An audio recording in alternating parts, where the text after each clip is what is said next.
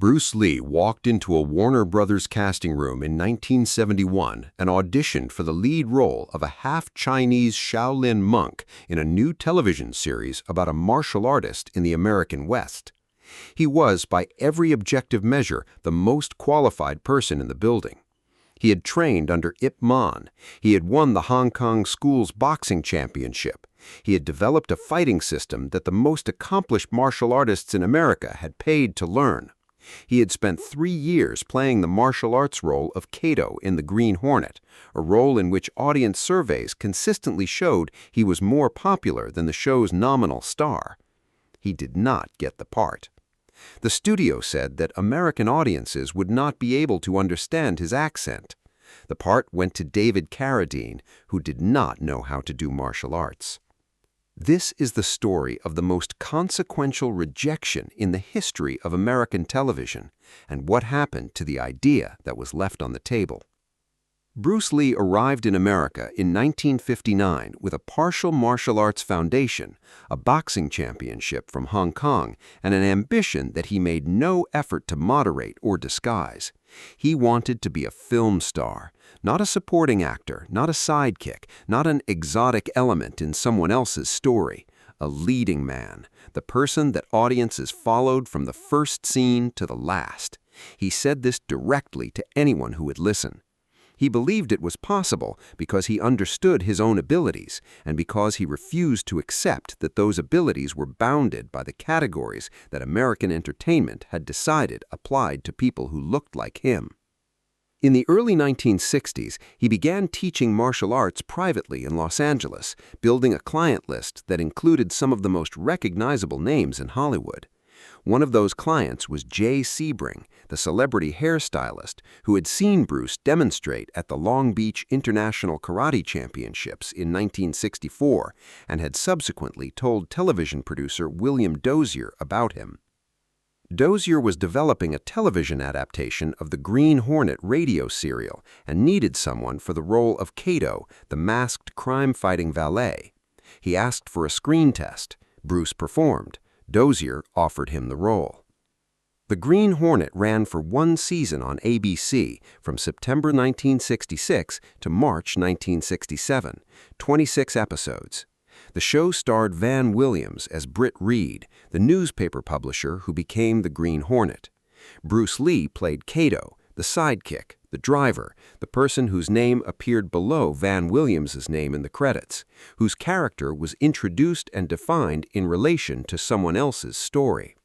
The official hierarchy of the program placed Kato firmly in a supporting role.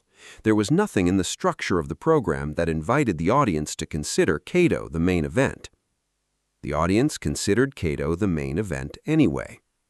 During and after the show's run, ABC conducted audience surveys asking viewers which elements of the program they responded to most positively. The surveys were consistent. Viewers wanted more Kato, not more Green Hornet, not more Van Williams, not more of the narrative about the newspaper publisher, more Kato. Bruce Lee, in a role explicitly designed to be secondary, had become more compelling to American television audiences than the man nominally starring in the show. When the series was sold to international markets, it was marketed in some Asian countries, including Hong Kong, where it aired simply as The Kato Show, under Kato's name rather than the Green Hornets. The secondary character had become the primary draw. The studio had this data. The network had this data. The executives who decided what to develop next had access to the same audience surveys that showed an American television audience responding to a Chinese-American martial artist with an unusual physical presence and an approach to screen performance that nobody had seen before. They understood what it meant. They did not act on what it told them. The Green Hornet was canceled after 1 season. Bruce Lee was returned to the pool of available actors. The network and studio executives who had seen the Kato ratings did not develop a vehicle for Bruce Lee. They returned instead to the settled conclusion: American audiences were not ready for an Asian leading man. The data they had in their possession suggested otherwise. They chose to disregard the data. In 1969, a writer named Ed Spielman, who had spent time in New York's Chinatown and become interested in Chinese culture and martial arts, wrote a film treatment with his partner Howard Friedlander. The treatment was called The Way of the Tiger, the Sign of the Dragon. It described a half-Chinese, half-American Shaolin monk, a man of mixed heritage, trained in martial arts, wandering through the American West in the 1870s, helping the weak and confronting injustice. Spielman brought the treatment to a producer named Fred Weintraub at Warner Bros. The studio passed on developing it as a film. Weintraub kept the treatment. In 1971, Weintraub decided to try developing it as a television series instead. He brought the project to Warner Bros. Television. In July 1971, a deal was struck. The casting process began in December of that year. The character needed a lead, someone who could carry the physical demands of the role while also projecting the philosophical quality of a Shaolin monk. The logical candidate was Bruce Lee. He was Chinese, he was a genuine martial artist of extraordinary ability. He had spent 3 years demonstrating in front of American television audiences that he could do exactly what this character required. He auditioned. Tom Kuhn, the head of Warner Bros. Television division, watched the audition. His assessment, which he made official and which Warner Bros. Used as the stated reason for the rejection, was that Bruce Lee's Chinese accent would be too difficult for American audiences to understand. He did not demonstrate this empirically. He did not test it with an audience. He made a judgment based on his own prediction of what American audiences would or would not accept, that the accent was a disqualifying problem. David Carradine, an American actor with no martial arts background, who did not speak any Chinese, who had never studied Shaolin philosophy or practice, who would spend the production being taught by martial arts consultants the movements that the role required, was cast as Kwai Chang Caine, a half-Chinese character played by a man who was entirely white. Carradine would later say explicitly and without being pressed that Bruce Lee would have been better in the role. He said it in the DVD special features. He said it in interviews over multiple decades. He acknowledged without evasion that the reason Bruce didn't get the part was not ability. It was not preparation, not physical suitability, not any quality that could be assessed by watching either man perform. It was the studio's prediction of what American audiences would accept. And that prediction, as Carradine noted, was the studio's problem to own, not Bruce Lee's. The decision said something about the studio. It said nothing about Bruce Lee. The show that resulted, Kung Fu, aired from 1972 to 1975 on ABC. It was a critical and commercial success. It ran for 3 seasons. It introduced American television audiences through a white actor with no martial arts training to the philosophy and physical discipline of Shaolin Kung Fu. It was exactly the kind of show that Bruce Lee had been told American audiences would not accept from him. In the months after the Kung Fu rejection, Ted Ashley, the head of Warner Bros., offered Bruce Lee a development deal to create his own television series. The offer was, in context, an acknowledgement. They wanted to be in business with him, even if they wouldn't put him in Kung Fu. Bruce's notebook from that period, which his daughter Shannon Lee found in 2000 while going through his belongings, contained handwritten notes and sketches for a project he was developing. The notes described a Chinese immigrant in San Francisco in the 1800s, a martial artist, essentially a deputy to a local sheriff, operating in a world that didn't know what category to put him in. He called the character Ah Sam. He later retitled the project The Warrior. The similarities between The Warrior and Kung Fu are not subtle. Both follow a Chinese martial artist of unusual skill navigating the American West in the 19th century. Both are structured around the tension between the character's Eastern training and philosophy and the brutal pragmatism of frontier America. Both were developed at the same studio, in the same period, by people who were circling the same cultural opportunity from different directions.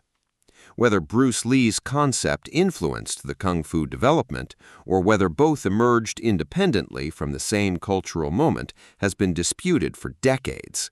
What is not disputed is that Bruce Lee had this idea, developed it in parallel with kung fu's development, and was told by the studio that had rejected him for kung fu that they were interested in producing a version of the same concept with him at the center. He did not sign Ashley's development deal. The Big Boss, his first Golden Harvest film, was about to be released in Hong Kong, and he wanted to see how it performed before committing to a television future. The Big Boss performed spectacularly. It became the highest-grossing film in Hong Kong history. Bruce abandoned his television plans. He made Fist of Fury, which broke the Big Boss's record. He made Way of the Dragon, which he wrote, directed, and starred in. He made Enter the Dragon with Warner Brothers in a deal that gave him what the television deal had not, a leading role, his name on the poster, and a percentage of the gross. He died on July 20th, 1973, before Enter the Dragon opened. The film made him globally immortal anyway. The question of what his American television career might have looked like had the Kung Fu audition gone differently, had he signed Ashley's deal, had he pursued The Warrior instead of pursuing the Hong Kong film industry, is permanently unanswerable. What happened to the Warrior concept was answered, eventually, not by Bruce, but by his daughter. In 2000, Shannon Lee, who had been 4 years old when her father died, took over responsibility for managing his legacy and found herself going through his belongings, sorting through boxes that had not been opened for years. In one of those boxes was a notebook. In the notebook was Ah Sam. The notes were specific. A Chinese immigrant in San Francisco's Chinatown in the 1880s, a martial artist operating in the violent world of Tong gang warfare, a man navigating American racism, frontier violence, and the specific complexity of being Chinese in a country that had passed the Chinese Exclusion Act and considered his presence an affront. It was, Shannon said later, unmistakably her father's voice. The combination of martial philosophy and political consciousness and specific narrative intelligence that she recognized from everything she knew about him. She recognized something else, too, that a version of this concept had been on American television from 1972 to 1975, made by the same studio that had rejected her father for its lead role, while Bruce Lee had been trying to get the Asian version of the same story produced. She began the process of developing The Warrior as the show her father had intended. It took 19 more years. The barriers that had blocked Bruce Lee in 1971 had not evaporated, they had evolved, and the television landscape that Shannon Lee was navigating in the 2000s and 2010s was more receptive to what she was proposing than the landscape her father had faced. But more receptive was not the same as open. The Warrior premiered on Cinemax in April 2019, with HBO later acquiring it for broader distribution. It was produced by Shannon Mee and writer Jonathan Tropper, directed by Justin Lin, and starred Andrew Koji as Ah Sam, the character from Bruce Lee's Notebook, the martial artist in San Francisco, the man the industry had decided in 1971 did not belong on American television screens. The show received strong reviews and found an audience that responded to it exactly as Bruce Lee had believed an audience would respond to it when he was developing the idea 48 years earlier. David Carradine died in 2009. He had, in his later years, been generous about what the kung fu casting had meant in terms of representation. He acknowledged the injustice, acknowledged Bruce Lee's superior qualification, acknowledged that the industry's decision had been driven by race rather than ability. His honesty about this was, in its way, the clearest available statement of what had happened. The most qualified candidate had been rejected because of how he looked. The less qualified candidate had been given the role, and the less qualified candidate himself was willing to say so. Tom Cruise's assessment of Bruce Lee's accent, that American audiences would not understand it, was tested, incidentally, by the global release of Enter the Dragon. The film was released in more than 20 countries. It was understood by audiences everywhere. It made $200 million. The accent did not appear to be a problem. Bruce Lee once said in the Pierre Berton interview conducted on December 8, 1971, while Kung Fu was being cast with David Carradine 2 months into production, that he had something special, that he was a new kind of man, that Hollywood had told him the American audience was not ready for what he represented. He said it calmly, without bitterness, in the specific tone of someone who had heard the same thing many times and had decided to treat it as information about the people saying it rather than information about himself. He told Berton, "I am honestly saying that, I think the audience is intelligent enough in today's generation that if a human being, regardless of whatever race, did an honest job, that people would appreciate it. So I do believe this is going to happen. I think the door is going to be opened." The door was going to be opened. He was right about that. The audience, when it eventually got the opportunity to make its own assessment through Enter the Dragon in 1973, through the Hong Kong films that preceded it, through the bootleg tapes and the revival screenings and the global influence that accumulated across 50 years after his death, made a different assessment than the one Tom Cruise had made in that casting room in 1971. The accent did not appear to be a problem. The face did not appear to be a problem. The question of whether an Asian man could carry an American screen for 2 hours was answered definitively by 200 million people in 20 countries who bought tickets to watch Enter the Dragon and did not ask for their money back because of the accent. Tom Cruise's specific prediction that audiences would not understand Bruce Lee's Chinese accent was tested by everything that happened after he made it. The prediction was wrong. The door that Bruce Lee had been told would never open, opened anyway. He just didn't get to walk through it in the building he had been standing in when they told him it was closed. He had to build his own. If this story moved you, subscribe and leave a comment. Did you know Bruce Lee actually auditioned for Kung Fu and what David Carradine said about that decision afterward? Share this video and tell us, did Hollywood's rejection of Bruce Lee cost American culture something it never got back?